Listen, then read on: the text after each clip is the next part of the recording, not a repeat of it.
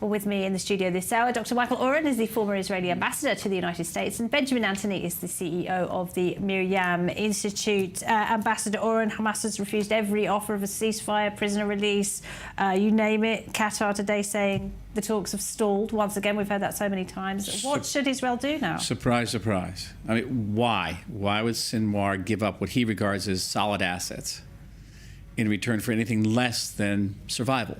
Which is what he wants, okay? And the message he's been getting from Washington, from other European capitals, has been hold on for another week or two. Wait for a situation where another 100 or 200 or 1,000 Palestinian civilians die, and the world will impose a ceasefire on Israel without conditions, without giving up hostages at all.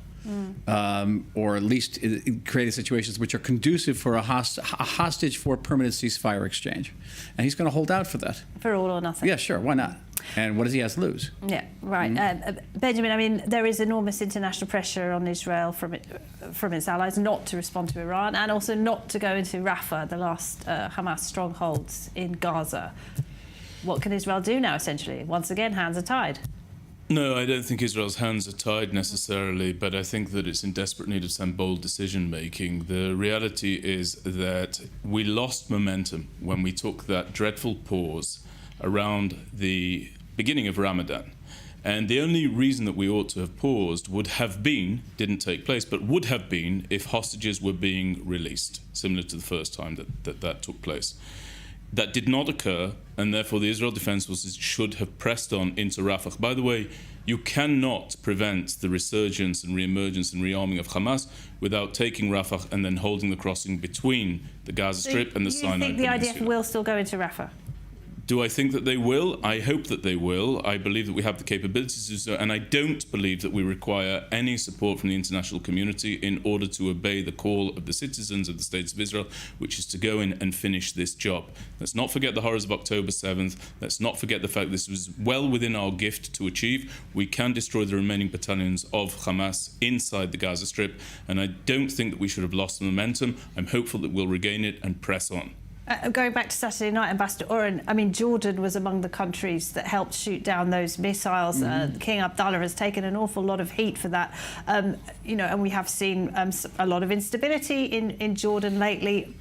Pictures from Rafah could upset the balance dramatically, could it not? It's very delicate it could. But what is the alternative? You know, I agree that we have no choice but to go into Rafah, that it's essential for our security. Jordan has its own priorities, not the least of which is Iranian subversion. They have been moving and providing material support, logistical support to opposition groups, radical Islamic groups within Jordan, trying to take down the Jordanian government. So Jordan has its own reasons for standing up to Iran, not just by aiding us, and keep that in mind. Going into Rafah, there's no such move here that's not going to carry a cost. Whether it's retaliating against Iran or going into Rafah, it has a cost. At the end of the day, I firmly believe we have absolutely no choice. And I think that the majority of Israelis understand that in these issues, there's no compromising Israel's fundamental security. All right. Well, a few weeks ago, of course, IDF troops withdrew from Khan Yunis, the city in the centre of Gaza. Some pictures coming out today on Israeli media. I think we can have a look at that now. These are pictures from inside Gaza. Can we bring those pictures up of the beach in Gaza? You can see lots of people. Can we see the pictures? I can. There we go. All right. So this is going around on Israeli media today. There you can see civilians, you know, at the beach, people swimming.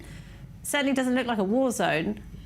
We'll have to wait and see if these pictures make it around the world. But I mean, Benjamin, what does this tell us about the operations in Gaza right now? Well, it tells me a few things. First of all, the government continues to describe what's going on inside the Gaza Strip as a war. But with all due respect to the Nachal Brigade, which I hold in very, very high esteem, the presence of one brigade, the last brigade inside the Gaza Strip, the presence of a single brigade inside the Gaza Strip does not a war make. Nothing of the kind, nothing of the sort. At best, it's holding a particular area, which we know about. That beach that you're showing there, and I hadn't seen that before, but I can tell you I go running pretty regularly on the beach of Rishon LeZion, and it's no more populated than is that beach there that you're saying is the Gaza Strip.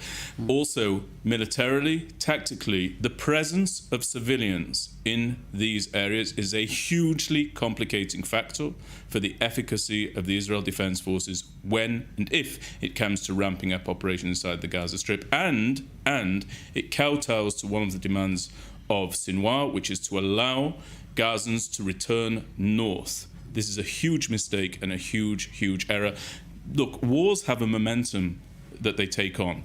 We lost that momentum, as I said, prior to Ramadan.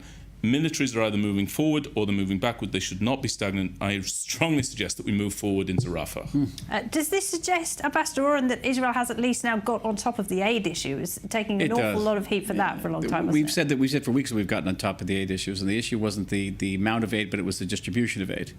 I mean, my personal feeling is that we should have flooded Gaza with aid from the very beginning. That was a mistake too. That was a mistake. You know, I'm keen on pointing out all these mistakes, but we sound like Monday morning quarterbacks here. But from the beginning, I talked about the need to give aid because there was a misunderstanding or a misconception in this country that by withholding aid, you put pressure on Hamas. And the fact of the matter is Hamas actually wants Palestinians to starve. So by withholding aid, you were actually serving Hamas and increasing international pressure on Israel. The main idea, the only goal was to give time and space for the IDF to act. And you did that by removing other issues that would have blocked that time and space. I want to say one last thing about this picture that you kept on showing, and that is I'm sure in the international press, they're going to say that these people on the beach are looking for food. Yeah, that's not what the picture suggests, but yeah. It doesn't matter. They're all swimming out to get aid. They've been dropped in the ocean. I'm certain of it. Yeah, well, I wouldn't be surprised either, I have to say. Benjamin. Yeah, just Ambassador Oren used the phrase Monday morning quarterback. I was with him in the United States prior to October 7th, and I witnessed him say that a war is coming. He didn't define exactly what and in what terms, but October 5th. I'm not wrong, am I? I remember you saying I'm adding a book to the Bible, my prophecies. Yes, no, I had been very certain that war was coming before this because of the United States brokering a peace between Israel and Saudi Arabia that had a nuclear component, and that I said simply that Iran would not sit quietly and let Saudi Arabia get nuclear power. It's not going to happen. It's interesting, even now they keep on talking about doing it again and assuming that somehow Iran was going to sit quietly. They're not. Even with that, politely, I strongly disagree with the idea of flooding the Gaza Strip with aid. I think that it gives Hamas the opportunity to act as though it is taking care of the welfare of Gazans, and I think that it was an error. It was an error to... I think to flood it with aid is an error, and if there is to be a humanitarian gesture, let it be reciprocated by the humanitarian gesture of giving us our hostages. The error was not in flooding. The error was not taking responsibility for the distribution. Opening the Erez crossing. For the distribution. We gave the distribution over to the UN and others, and Hamas took it from the UN and others.